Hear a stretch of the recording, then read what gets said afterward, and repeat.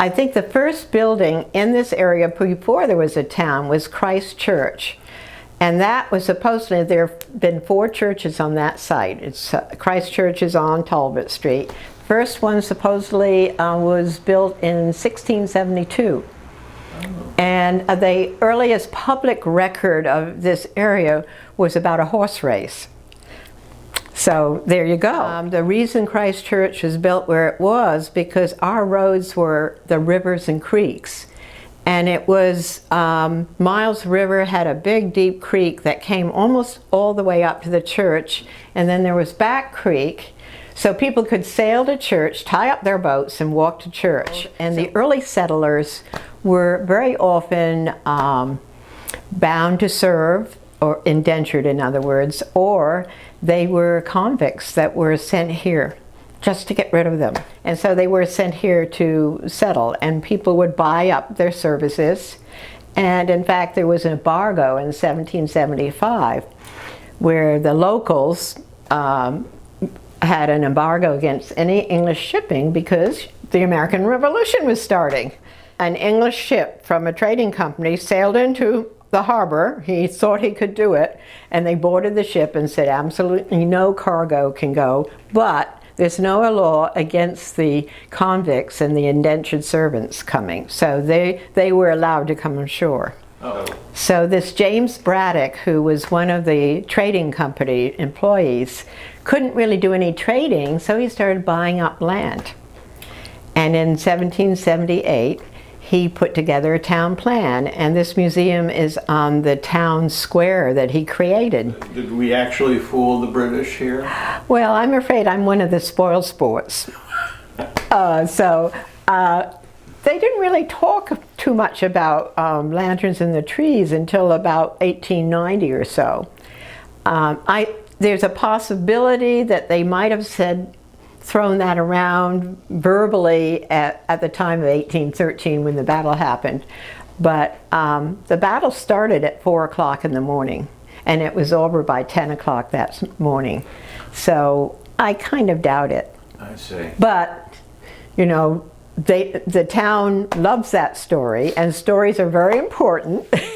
So when they had the 100th year celebration, it was talked up. And then when they had the 150th in 1963, they had a contest at the local high school for the best motto for the celebration. And they came up, this young girl came up with "The Town That Fooled the British." Oh. So the story is here to stay. Well, what is really interesting is St. Michael's was pretty solidly Union.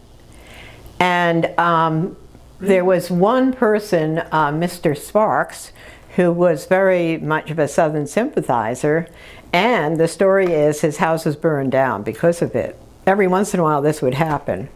But I think it was because most of the people in St. Michael's were workmen, you know, who were boat builders or fishermen, and there were no big plantations in this little town, and it was really Easton and Oxford with the outlying plantations that supported the South. He came back about 4 times. So in 78, he was paid by the Republican Party to give a speech at the courthouse in Easton.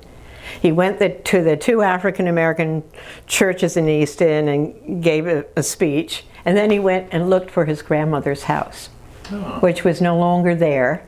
But he thought he remembered a tree that had been outside of it. And he scooped up some dirt and took it back to his home in Cedar Hill in Anacostia. Oh, this was a big deal.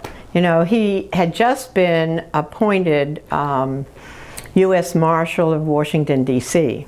And that meant the newly elected President Hayes nominated him, and then it was passed by both houses of Congress. So that in itself is quite a statement. So he thought maybe this was a good time for him to come visit some of his old friends. And his former master, Thomas Ord, was an elderly man still living, and when he found out that Frederick was coming, he sent his servant to ask him over.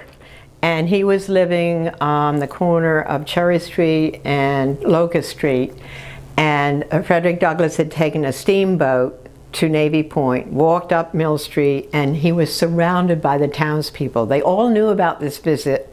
There was a Baltimore newspaper reporter recording all this, and later it was written up in the New York Times.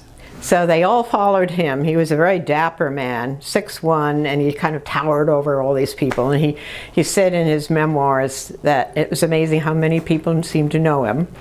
And he went to the front door and was greeted by Thomas Old's married daughter, Mrs.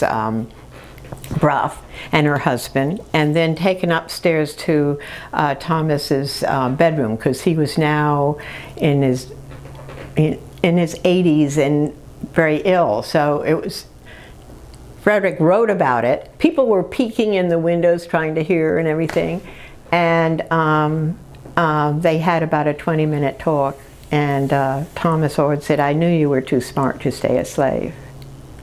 Wow. You know. Yeah. And in the end, Frederick wrote about it and said they were both victims of their own time. So sometimes I say, hey, we're the best kept secret in town, but we're getting there.